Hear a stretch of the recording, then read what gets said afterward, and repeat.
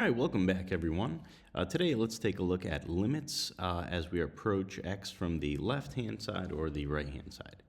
So in my first example, I have the limit of x plus 1 over x as x approaches 0 from the right, right? The plus means from the right. And so just to remind everyone, especially in the beginning, I suggest setting up a little rough number line, well, really rough.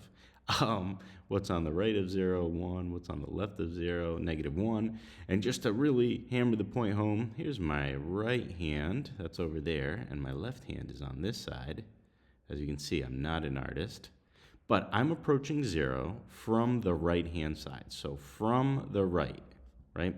That could help. Sometimes I use my hands myself, so I'm approaching 0 from the right. So let's start off by numerically plugging in values to kind of get a sense of what's happening here. So let's put in 1 first to my function. So what happens if I put in 1 for x, and I'm going to use a different color, 1 for x, top and bottom there? Well, I get 2. Okay, well, let's get a little closer. Instead of putting in 1, let's put in something really a lot closer.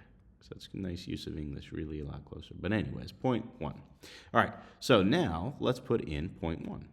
So I have 0.1 plus 1 over 0.1. Well, what do I get now? Now I'm looking at 1.1 over 0.1. Well, if you do a little math here, now we have 11. Okay, so I went from 2 to 11, right, as I'm getting closer, as I'm approaching 0. Let's get even closer. Let's put in 0.01. Sloppy, but 0.01, right? We're getting closer to 0 from the right. So now I have 0.01 plus that constant 1 there over 0.01. Well, now I'm looking at 1.01 over a really small number like 0.01. Well, what's that? Right? We can kind of, in a way, cancel here. We have 101. Maybe for good measure, let's get even closer. I went from 1 to 0.01 to 0.01. Let's get 0.001. All right, so I'm really close to 0 now. All right, now I'm looking at 1.001 over 0.001. Well, now I have 1,001. So if we follow this pattern down, what's happening as I'm approaching 0? Right? My function is getting larger and larger, right? There is no limit. And what we call that, what direction is it going? It's positive infinity, right? It's getting larger and larger in the positive direction. Let's use the same method to take a look at my next limit. So I'm approaching -1 from the right. And I always suggest, again, especially in the beginning, and sometimes I see some students always do this. I'm not sure why I put a 0 here because we're looking at -1 this time. So I have -1 here. And be careful with your negatives, right? What's on the right of -1? That's 0, right? On the left of -1 is -2. And so it says I'm approaching it from the right. So from the right is this way. All right, so let's put in a number close to -1 as we approach from the right. And so maybe at first I'll use what's over here. How about let's use -0.9, right? -0.9, -1 if I'm going up by tenths. So I put in -0.9 over -0.9, and maybe I'll keep with the colors here, +1. Should have done that last time, that's okay. All right, if I do a little simplifying, we'll have -0.9 over 0.01, over 0.1. And so I'm looking at -9. Okay, let's continue this along. Let's put in something even closer. Let's put in -0.99.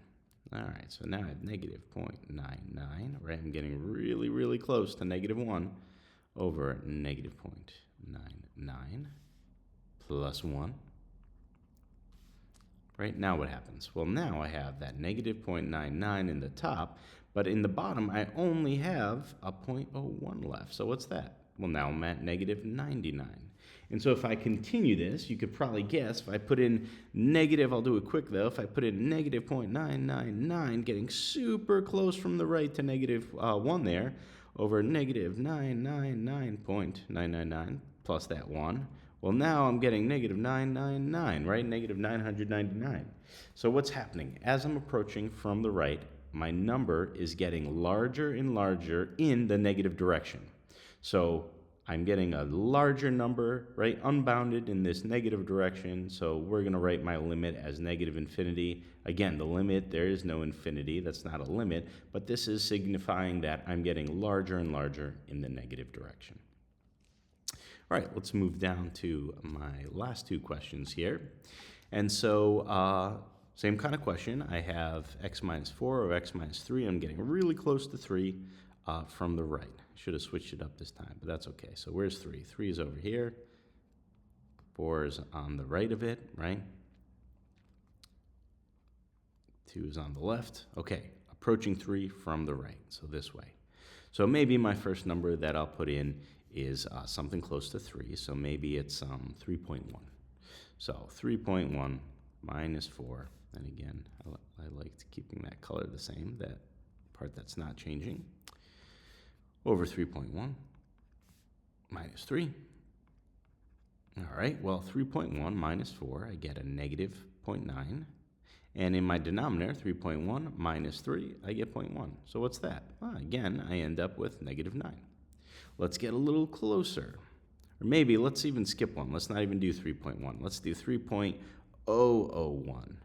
So if I did 3.001 to really kind of get a real big effect here, so we can move things along. Well, what's happening now? Well, now in my numerator, I have negative 0.999. And in my denominator, I'm left with this teeny tiny 0.001. Well, what's that? Well, that's negative 999, right? Negative 999. So if I keep putting these in and it's getting larger and larger in that negative direction, again, I'm left with that limit. Really no limit, right? I don't have a limit, but it's growing in that unbounded negative direction. So we signify that as negative infinity. And again, I can't stress enough, there is no limit here, right? The limit means it's approaching some certain number and stopping on it, right? The limit is 2, right? It's approaching the number 2. It's not approaching anything, right? Well, it is. It's approaching larger and larger numbers, and that's why we write negative infinity. But keep in mind, right, no limit, but we're writing negative infinity to signify it's getting larger and larger in that negative direction. All right, in my last one, finally, we're coming from the left here. We have the number 3 again. Well, that's over there. We know 4 is over here, and 2 is over here. And so we're approaching, this time, right, from the left, from my left-hand side.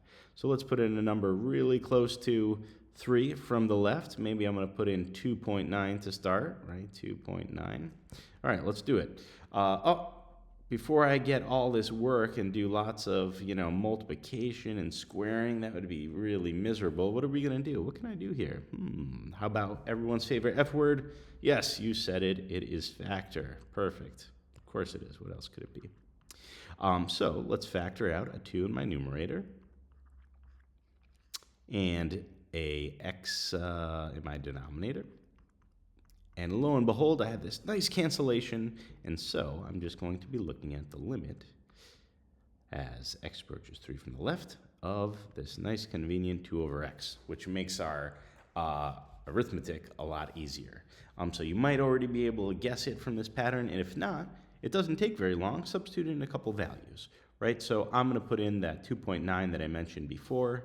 I'll do it in red, but let's get the rest of it. So if I have 2, and in my denominator, like we said, I'm going to put that 2.9, 2.9, and actually let's write them all out. Let's write a couple out. And if I get closer, I would have 2 over 2.99. And if I got even closer, I would have 2 over, I'll do it in red, 2.999. And if I got even closer, I'm going to do something ridiculous, like write 2.99999 a lot of times. 9999999. All right. If you look at these, what's happening? I go from 2 over 2.9 to 2.999 to 2.999. What number is this going to approach as I get even closer to 3 from the left here? Exactly. It's going to be 3, right? This number is getting closer and closer to 3. So my limit, as I approach 3 from the left, is going to be 2/3. All right, hope this helped. Check out our other limits videos. and our bunch of collection of videos if you need help with other topics.